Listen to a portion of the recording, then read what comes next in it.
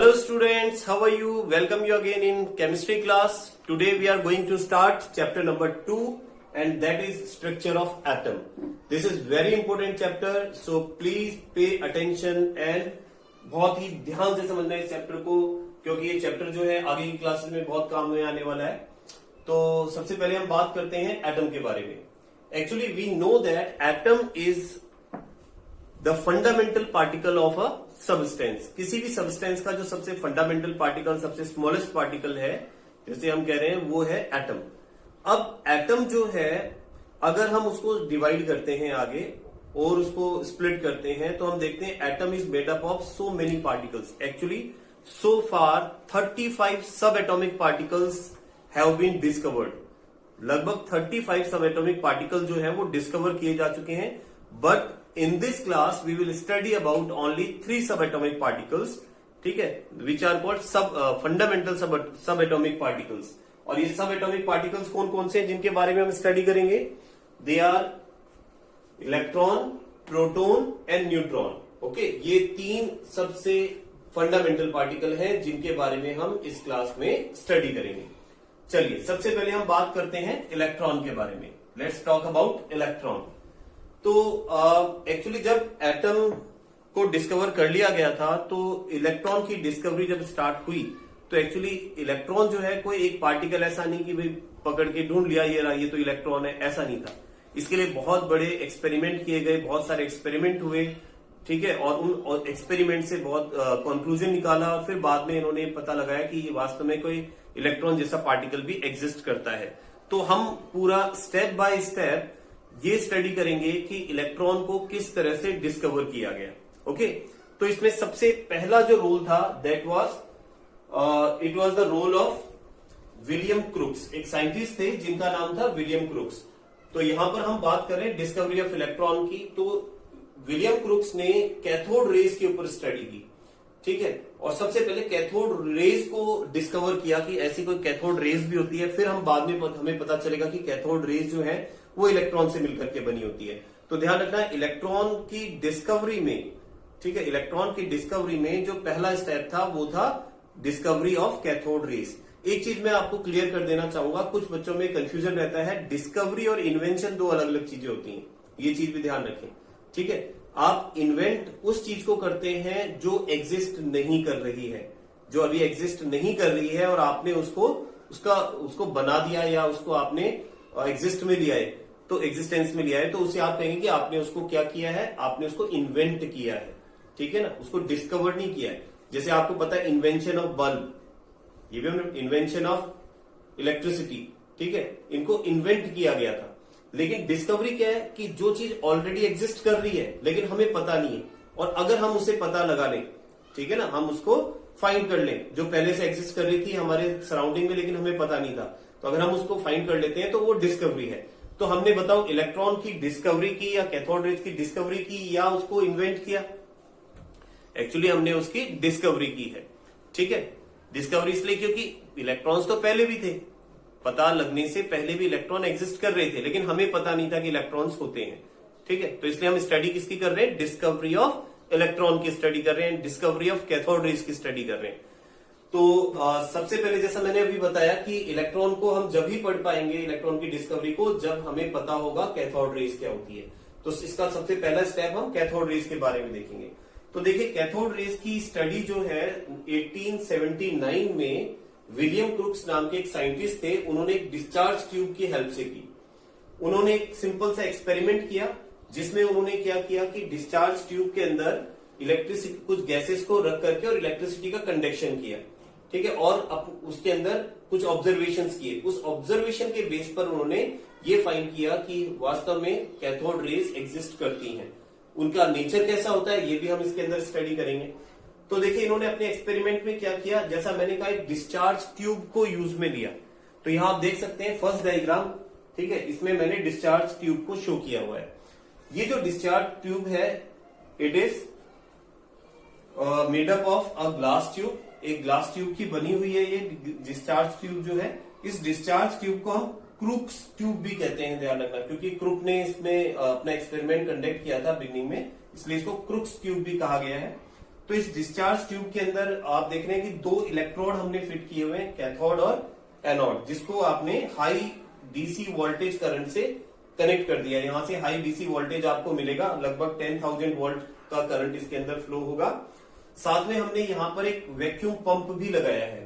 Vacuum pump का क्या काम है समझना इस चीज को, कि अगर इसमें जो एयर फिल हो रखी है, उस एयर को अगर हमें बाहर निकालना है, ठीक है, तो उसके लिए हम इस पंप का यूज करेंगे।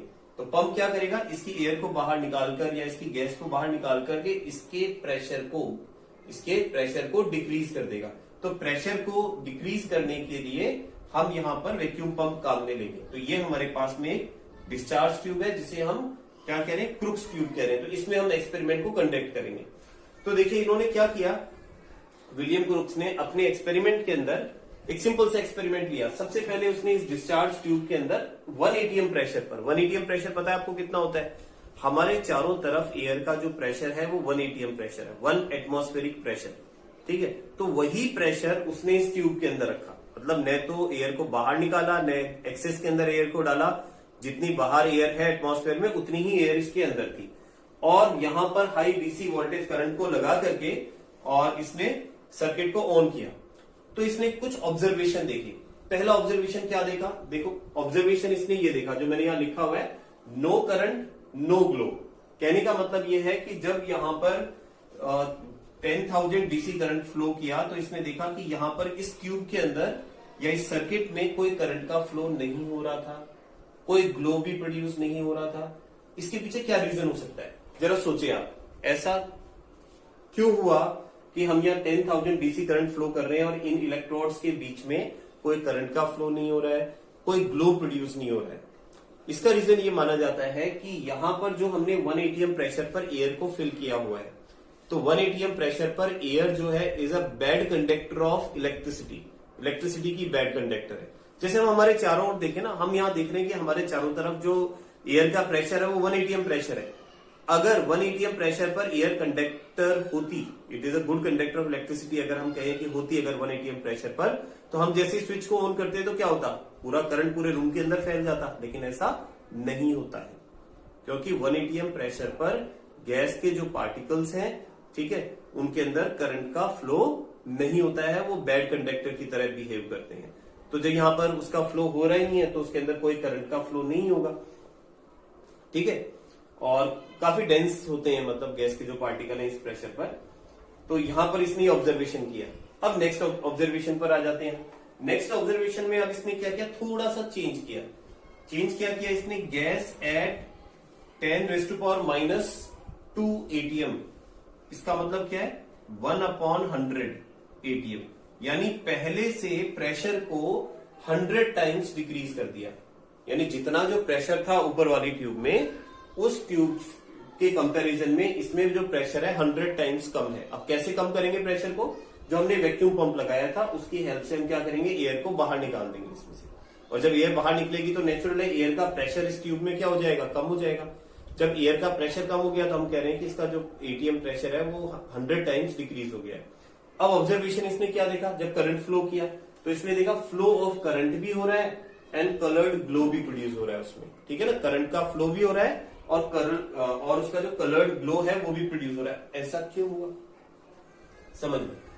एक्चुअली क्या था कि 1 atm प्रेशर पर यहाँ गैस के पार्टिकल्स थे, ठीक है, और वो गैस के पार्टिकल्स काफी डेंस थे यहाँ पर। तो इस वजह से यहाँ से कुछ जो भी रेज प्रोड्यूस हो रही है, मैं नहीं कह रहा कैथोड रेज है, जो भी रेज प्रोड्यूस हो रही थी वो वहां यहाँ से मतलब कैथोड से एनोड तक नहीं पहुंच पा रही थी।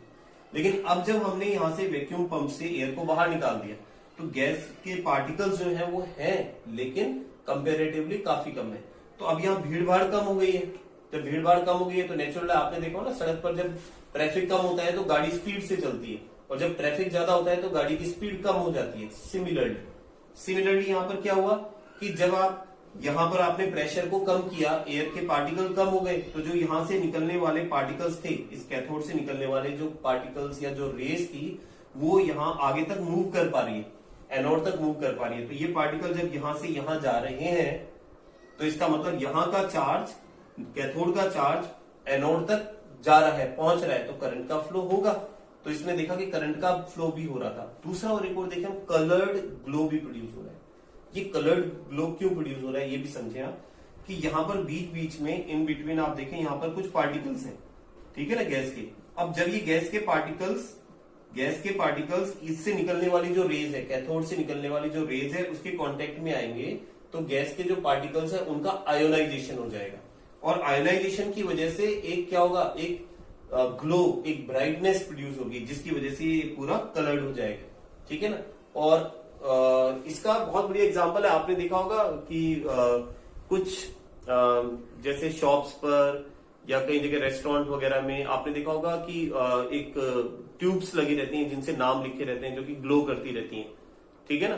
तो वो जो ट्यूब्स वगैरह होती हैं वो इसी प्रिंसिपल पर वर्क करती हैं, उनके अंदर गैस फिल करके रखते हैं, और फिर जब उनके अंदर रेज कंडक्ट करती हैं, एनोड से कैथोड की तरफ रेज जाती हैं, तो वो फ्लोरोसेंस प्रोड्यूस करते हैं, ये वो एक ब्राइटनेस प्रोड्यूस करती हैं, ठीक है।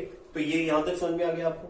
अब थोड़ा आगे चलते हैं, थर्ड एक्सपेरिमेंट लेते हैं। अब हम यहाँ क्या कर रहे हैं कि इसका जो प्रेशर है, यहां से एयर को बाहर निकाल करके हम इसका प्रेशर 10⁻⁴ 10⁻⁴ मतलब 10,000 टाइम्स आपने प्रेशर को डिक्रीज कर दिया।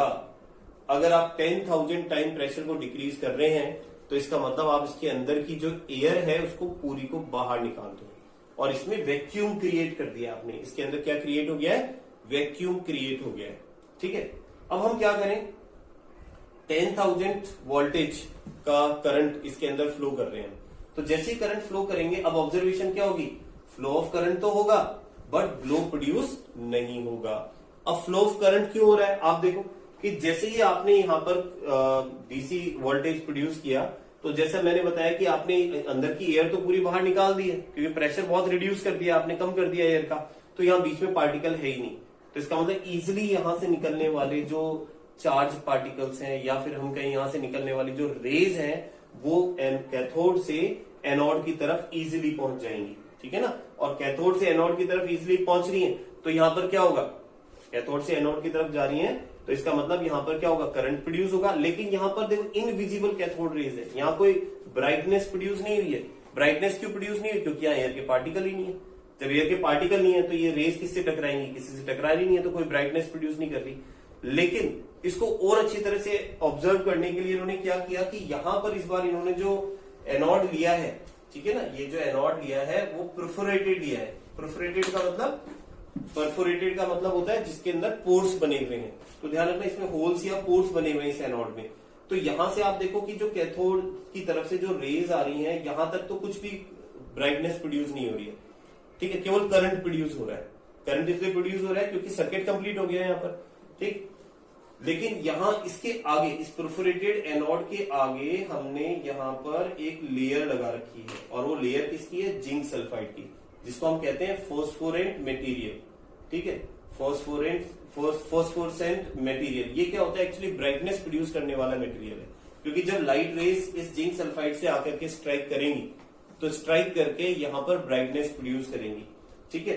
तो यहां पर ग्रीनिश ग्लो प्रोड्यूस होगा। तो ये ग्रीनिश ग्लो का प्रोड्यूस होना क्या शो कर रहा है, ये शो कर रहा है कि जरूर यहां से कुछ रेज आ रही हैं जो इन पोर्स में से, इन होल्स में से निकल करके इस जिंक सल्फाइड से टकरा रही हैं, और इसी वजह से जिंक सल्फाइड जो है उस पर ग्रीनिश ग्लो प्रोड्यूस हो रहा है, ठीक है।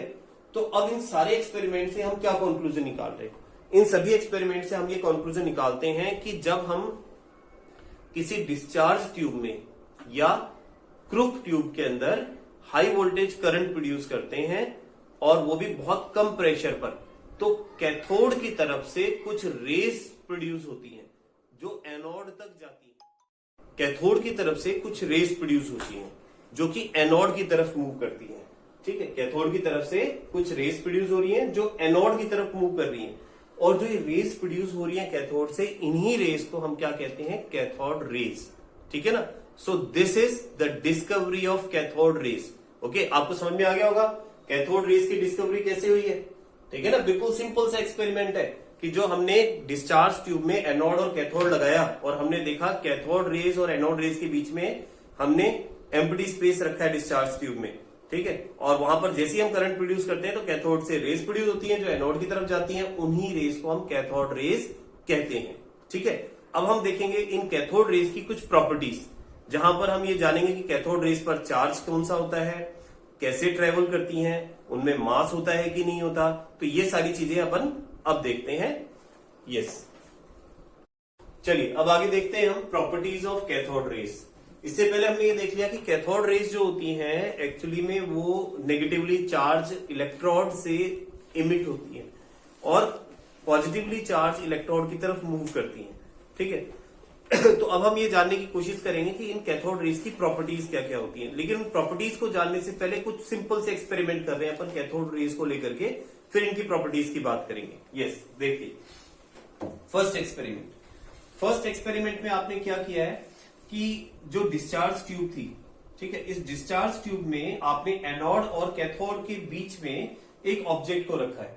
ठीक है, और उस ऑब्जेक्ट के आगे आपने एक जिंक सल्फाइड का स्क्रीन बना दिया है। और जब आप यहां से कैथोड रेज, यहां से हाई वोल्टेज करंट आप इसके अंदर पास करते हैं, तो आप देखते हैं यहां से कैथोड रेज प्रोड्यूस होंगी जो आगे की तरफ मूव करेंगी। और आगे की तरफ मूव करने पर आप देखेंगे कि ये जो ऑब्जेक्ट है उसकी इमेज यहां बनेगी, जिंक सल्फाइड वाले स्क्रीन पर बनेगी। अब इमेज बनना कैसे पॉसिबल हुआ ये भी समझना आप। हमें पता है कि जिंक सल्फाइड जो होता है वो एक फ्लोरोसेंट सब्सटेंस है। जब इससे कैथोड रेज स्ट्राइक करती हैं तो वो क्या प्रोड्यूस करेंगी, ब्राइटनेस प्रोड्यूस करेंगी। तो यहां पर आप देखो जहां ऑब्जेक्ट है ये एक ऑब्स्टेकल है, तो ये क्या करेगा, कैथोड रेज को रोकेगा। अब कैथोड रेज जब रुकेगी तो यहां पर नेचुरल है कि जो अपन ने यहां पर इनकी ब्लेड्स बना रखी है वहां से कैथोड रेज पास नहीं होगी, तो यहां पर वो ब्राइटनेस प्रोड्यूस नहीं होगी जो मैंने इमेज बनाई है, बाकी सरफेस पर प्रोड्यूस होगी। तो वहां एक हमारे पास में शेडो क्रिएट हो जाएगी। तो जो ये बता रही है कि कैथोड रेज एक स्ट्रेट लाइन में ट्रेवल करती है।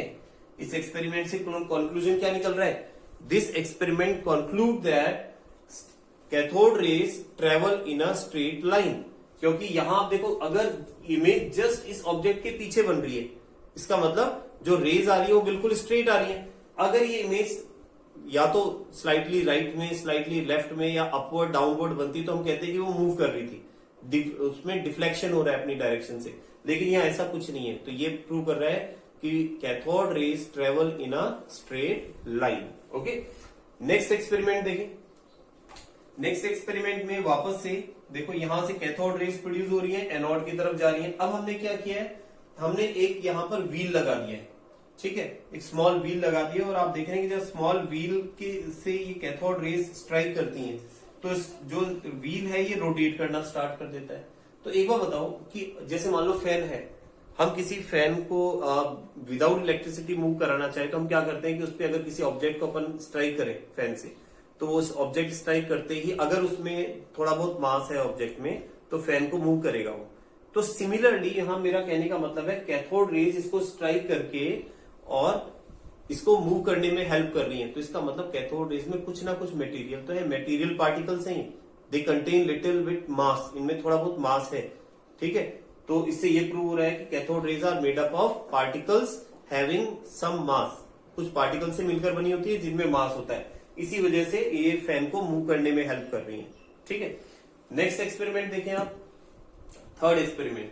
तो यहां इस एक्सपेरिमेंट में हम देख रहे हैं कि हमने यहां पर ये तो कैथोड है और एनोड हमने इस बार क्या किया है, एक परफोरेटेड हमने एनोड लिया है जिसमें एक छोटा सा होल बना दिया है। ठीक है, और आगे आपने यहां पर इलेक्ट्रिक फील्ड क्रिएट की है। तो आप देख रहे हैं जब यहां से कैथोड रेज प्रोड्यूस होगी तो ये जो हमने एनोड लिया है इसका एनोड का पूरा पार्ट उसको रोकेगा, बट जहां मैंने होल बनाया है वहां उस होल से होते हुए, एक स्लिट कह सकते हैं, स्लिट से होते हुए कैथोड रेज एक लाइन, स्ट्रेट लाइन की तरह आगे की तरफ मूव करेगी। लेकिन जहां आपने यहां पर इलेक्ट्रिक फील्ड क्रिएट की है तो वहां पर कैथोड रेज देख रहे हैं कि आप थोड़ी सी डाइवर्ट हो गई है। ठीक है, अब हमें कैसे पता चला है डाइवर्ट हुई, क्योंकि हमने आगे जिंक सल्फाइड की स्क्रीन बना रखी है, लेयर बना रखी है। यहां पर इसमें क्या प्रोड्यूस होगा, एक ब्राइटनेस प्रोड्यूस होगी। तो यहां ब्राइटनेस प्रोड्यूस होने का मतलब क्या है, ये बता रहा है कि कैथोड रेज अपनी डायरेक्शन से डाइवर्ट हो गई है। तो इससे क्या पता चल रहा है, और देखो किस डायरेक्शन में हुई है ये भी समझना, ये पॉजिटिव इलेक्ट्रोड की तरफ डाइवर्ट हो रही है। इसका मतलब cathode rays are made up of negative particles, या इनका नेचर क्या है, नेगेटिव होता है कैथोड रेज का, जब भी ये इलेक्ट्रिक फील्ड के अंदर पॉजिटिव इलेक्ट्रोड की तरफ मूव कर रही है। ठीक है, तो ये तीसरा एक्सपेरिमेंट हुआ। Let's see the fourth experiment. अब फोर्थ एक्सपेरिमेंट में हम देख रहे हैं सिमिलर एक्सपेरिमेंट में जहां हमने यहाँ इलेक्ट्रिक फील्ड क्रिएट की थी, यहां मैंने एक मैग्नेट लगा दिया है, इसको हॉर्सशू मैग्नेट कहते हैं।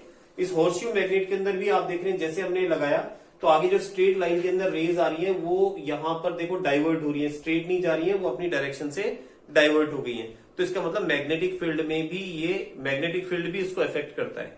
ठीक है, तो यानी मैग्नेटिक फील्ड से भी इफेक्ट होती है, इलेक्ट्रिक फील्ड से भी इफेक्ट होती है। ठीक है, इसके अलावा मटेरियल से मिलकर के बनी होती है। ठीक है, चार्ज पार्टिकल्स हैं ये। ठीक, तो इन सारे एक्सपेरिमेंट के बेस पर हमने यहाँ पर कुछ प्रॉपर्टीज लिखी हैं। वो प्रॉपर्टीज क्या है? पहला, cathode rays travel in a straight line. Cathode rays जो है वो बिल्कुल स्ट्रेट लाइन में ट्रेवल करती है। ठीक है। Second, cathode rays are made up of material particle. यहां हमने देखा था कैथोड रेज किसकी बनी है? मटेरियल पार्टिकल की, जब भी तो इसको मूव कर पा रही है। ठीक है ना, इस फैन को मूव कर पा रही है। Next, cathode raise produce heating effect. Cathode rays को कॉन्स्टेंटली अगर आप किसी मेटेलिक प्लेट के ऊपर डालते हैं तो ध्यान रखना कि कैथोड रेज जो है वो उस मेटेलिक प्लेट के टेम्परेचर को बढ़ा देती है, तो उसमें हीटिंग इफेक्ट भी है, ध्यान रखें। Next, cathode rays cause ionization of gas. Cathode rays gas का आयोनाइजेशन कर लेती है। आपको ध्यान होगा इससे जस्ट पिछले वाले एक्सपेरिमेंट में हमने देखा था कि जब हम इलेक्ट्रोड और कैथोड के एनोड और कैथोड के बीच में अगर हम गैस को फिल कर देते हैं लगभग 10⁻⁻² ATM प्रेशर पर, और जब हम उसमें करंट प्रोड्यूस करते हैं तो हम देखते हैं कि वहां पर फ्लोरोसेंस प्रोड्यूस हो रहा था, ब्राइटनेस प्रोड्यूस हो रही थी। तो ये शो कर रहा था कि कैथोड रेज उन गैस पार्टिकल से स्ट्राइक करके उनको आयोडाइज कर रही थी। ठीक है, तो वही चीज मैंने यहां पर कहा है कि कैथोड रेज जो है वो गैस का आयोनाइजेशन कर देती है, उनमें एक ब्राइटनेस प्रोड्यूस करती है। कैरी नेगेटिव चार्ज, ये हम यहां देख चुके हैं कि भाई कैथोड रेज जो है वो आगे जाकर के पॉजिटिव की तरफ अट्रैक्ट हो रही है, that means they carry negative charge. इसके अलावा पेनिट्रेटिंग इफेक्ट भी होता है। पेनिट्रेटिंग इफेक्ट क्या होता है? अगर हम कोई बिल्कुल थिन मेटेलिक प्लेट लेते हैं और कैथोड रेज को स्ट्राइक करते हैं तो cathode rays can pass through the metallic layer, उस मेटेलिक लेयर से उस मेटेलिक प्लेट से पास थ्रू हो जाएंगी। लेकिन अगर वो थिक होगी तो it can stop the penetration of cathode rays. ठीक है, otherwise it will pass through it. Next है इफेक्ट ऑफ फोटोग्राफिक प्लेट। अगर हम बात करें तो अगर हमारे पास कोई फोटोग्राफिक प्लेट है जहां पर जिंक सल्फाइड की लेयर बनी हुई है और जैसे आप उस पर स्ट्राइक करेंगे किसको? कैथोड रेज को, तो कैथोड रेज वहां क्या जनरेट करेंगी? एक ब्राइटनेस प्रोड्यूस करेंगी। तो यानी फोटोग्राफिक प्लेट को इफेक्ट करती है। ठीक है, यहाँ पर यही तो हो रहा है, ये जिंक सल्फाइड की जो हमने लेयर बना रखी है एक तरह की फोटोग्राफिक प्लेट है। तो यहाँ पर जब आप लाइट इस पर इमिट करेंगे, कैथोड रेज को इमिट करेंगे तो कैथोड रेज यहाँ स्ट्राइक करके क्या करेंगी? ब्राइटनेस प्रोड्यूस करेंगी। ठीक है, अब मेरी बात को गौर से सुनना। अब बारी आती है इलेक्ट्रॉन को डिफाइन करने की कि इलेक्ट्रॉन को आप डिफाइन कैसे करें। तो हमने जो ये पूरे एक्सपेरिमेंट किए हैं, हमने इसकी प्रॉपर्टी बताई है, इसके बेस पर हम इलेक्ट्रॉन को डिफाइन कर सकते हैं कि इलेक्ट्रॉन क्या है। लेट्स सी, देखिए, the negatively charge material particles constituting the cathode rays, मतलब कैथोड रेज को बनाने वाले जो नेगेटिवली चार्ज मेटीरियल पार्टिकल्स हैं उन्हीं को हम इलेक्ट्रॉन कहते हैं। बात समझ में आई? यानी हमने देखा कैथोड से जो रेज निकल रही थी जिनको हम कैथोड रेज कह रहे थे वो किसकी बनी हुई है? मेटीरियल पार्टिकल की बनी हुई है। कैसा चार्ज है? नेगेटिव चार्ज है। तो इन मेटीरियल वाले पार्टिकल जिनके ऊपर नेगेटिव चार्ज है जो कैथोड रेज को बनाते हैं उन्हीं को हम क्या कहते हैं? इलेक्ट्रॉन। इस तरह से इलेक्ट्रॉन की डिस्कवरी हुई। ठीक है, अब बड़ा एक और इंटरेस्टिंग बात, एक क्वेश्चन आता है कि ये तो पता लगा लिया कि इलेक्ट्रॉन जो है वो नेगेटिवली चार्ज मेटीरियल पार्टिकल है। अब ये क्योंकि पार्टिकल है तो इस पार्टिकल में कुछ ना कुछ मास भी होगा, इस पार्टिकल पर पर्टिकुलर चार्ज कितना होगा, इस चीज को जानने के लिए भी कुछ साइंटिस्ट ने आगे एक्सपेरिमेंट किए जो हम यहां पढ़ेंगे। जैसे एक मिलिकन थे साइंटिस्ट, एक थॉमसन थे। तो इन दोनों के एक्सपेरिमेंट के बारे में हम अभी आगे स्टडी करेंगे। ठीक है ना, चलिए देखते हैं। चलिए अब देखते हैं हम J Thomson experiment. Actually J Thomson ने जो एक्सपेरिमेंट कंडक्ट किया वो E/m ऑफ इलेक्ट्रॉन, मतलब इलेक्ट्रॉन का चार्ज और इलेक्ट्रॉन का मास जो है इन दोनों का रेशियो फाइंड करने के लिए एक्सपेरिमेंट किया, जिसे हम यहाँ पर देखेंगे। देखिए यहाँ मैंने एक डिस्चार्ज ट्यूब ड्रॉ की है और ये डिस्चार्ज ट्यूब वो है जो थॉमसन ने E/m फाइंड करने के लिए यूज में ली। मैं पहले इस डिस्चार्ज ट्यूब के बारे में आपको थोड़ा बता देता हूँ। देखिए डिस्चार्ज ट्यूब में हमने एनोड और कैथोड यूज में लिए हैं। आप देख सकते हैं हमारे पास जो एनोड है वो क्या है? होल है इसके अंदर। होल लेने का पर्पस ये है कि जब यहाँ से कैथोड रेज प्रोड्यूस हो तो हमें केवल एक बीम मिले, उस होल में से पास थ्रू होते हुए एक बीम हमें मिल जाए, ठीक है। उसके बाद में हम यहाँ पर इलेक्ट्रिक फील्ड लगा रहे हैं पॉजिटिव और नेगेटिव एनोड और कैथोड की हेल्प से, और साथ में एक मैग्नेटिक फील्ड भी लगाई है हमने। ध्यान रखें कि यहाँ इलेक्ट्रिक फील्ड और magnetic field they are perpendicular to each other, या इलेक्ट्रिक फील्ड और मैग्नेटिक फील्ड एक दूसरे के परपेंडिकुलर है, ठीक है ना। इसके अलावा और आगे हम जाते हैं तो यहाँ पर इसका जो ब्रॉड साइड है इस ट्यूब का, इसमें आप देख सकते हैं फ्लोरोसेंट स्क्रीन बना हुआ है। इस फ्लोरोसेंट स्क्रीन में एक जैसे जिंक सल्फाइड इस तरह के सब्सटेंस की लेयर बनी हुई है। जब यहाँ पर इलेक्ट्रॉन रेज जाकर के स्ट्राइक करती है, कैथोड रेज स्ट्राइक करती हैं, तो वहाँ एक ब्राइटनेस प्रोड्यूस होती है जिससे हम आइडेंटिफाई कर पाते हैं कि रेज कहाँ पर स्ट्राइक कर रही है, ठीक है। चलिए अब हम देखते हैं एक्सपेरिमेंट किस तरह से कंडक्ट किया गया। इस एक्सपेरिमेंट को कंडक्ट करने के लिए कैथोड और एनोड को यहाँ हाई डीसी वोल्टेज से कनेक्ट किया गया, और जब ये हाई डीसी वोल्टेज यहाँ पर प्रोड्यूस किया जाता है तो उस समय कैथोड से कैथोड रेज जनरेट होती है, और ये कैथोड रेज जो है जब आगे एनोड की तरफ मूव करती हैं तो हमें पता है एनोड में हमने यहाँ पर एक होल प्रोड्यूस किया, और ये होल जो है यहाँ से हमारे पास कैथोड रेज की एक बीम जनरेट होती है। अब यहाँ ध्यान देने वाली बात है कि यहाँ हम इस अरेंजमेंट को चेंज कर सकते हैं। हम यहाँ पर चाहें तो केवल मैग्नेटिक फील्ड रख सकते हैं, केवल इलेक्ट्रिकल फील्ड रख सकते हैं, और दोनों को भी रख सकते हैं, और इन दोनों को एडजस्ट भी कर सकते हैं। तो अगर मैं यहाँ पर केवल इलेक्ट्रिक फील्ड रखता हूँ, ध्यान रखना, केवल इलेक्ट्रिक फील्ड रखता हूँ, मैग्नेटिक फील्ड नहीं रखता हूँ, तो इलेक्ट्रॉन वेव्स या कहें कि जो कैथोड रेज हैं वो क्या होती हैं, डाइवर्ट हो जाती हैं अपने पाथ से और ए पर जाकर के स्ट्राइक करती हैं, पॉइंट ए पर। और अगर आप यहाँ पर मैग्नेटिक फील्ड जनरेट करते हैं, केवल मैग्नेटिक फील्ड रखते हैं, तो ये डाइवर्ट होकर के और पॉइंट सी पर जाकर के स्ट्राइक करती है, वहाँ ब्राइटनेस प्रोड्यूस होती है इस फ्लोरोसेंट सब्सटेंस पर, तो हमें पता चल जाता है सी पर स्ट्राइक करती है। और अगर हम दोनों ही नहीं रखें, अगर मैग्नेटिक फील्ड भी नहीं हो, इलेक्ट्रिक फील्ड भी नहीं हो, तो दोनों की एब्सेंस में हमारे पास जो ये कैथोड रेज है वो पॉइंट बी पर जाकर के स्ट्राइक करती है, ठीक है, पॉइंट बी पर जाकर स्ट्राइक करती है। अब हम करते क्या है कि यहाँ पर इस तरह से इसको अकोमोडेट करते हैं मैग्नेटिक फील्ड और इलेक्ट्रिक फील्ड को, कि हमारे पास जो ये कैथोड रेज हैं वो पॉइंट बी पर जाकर स्ट्राइक करें, उस पॉइंट पर जाकर के स्ट्राइक करें जहां पर कि इलेक्ट्रिक और मैग्नेटिक फील्ड की एब्सेंस में स्ट्राइक करती है, ठीक है। अब एक फॉर्मूला यूज में लिया यहाँ पर थॉमसन ने, E/m equals to E/r² h²r। तो यहाँ पर देखो E तो चार्ज ऑफ इलेक्ट्रॉन है, m मास ऑफ इलेक्ट्रॉन है, E जो है यहाँ पर इलेक्ट्रिक फील्ड है, H मैग्नेटिक फील्ड की इंटेंसिटी है, और R जो है वो रेडियस है। अगर इन सब वैल्यू को पुट कर दिया जाए, क्योंकि हमें पता है इलेक्ट्रिक फील्ड नोन है, मैग्नेटिक फील्ड नोन है और रेडियस नोन है, जो कर्व पाथ है हमारे पास इसकी रेडियस नोन है। अगर ये सारी वैल्यू पुट कर दी जाए, उसको सॉल्व किया जाए, तो इलेक्ट्रॉन के लिए जो वैल्यू आती है that comes out to be 1.76 × 10⁸, ठीक है। तो ये हमारे पास E/m की वैल्यू है, इलेक्ट्रॉन के लिए चार्ज और मास का रेशियो है, ठीक है। तो ये हो गया हमारा थॉमसन एक्सपेरिमेंट।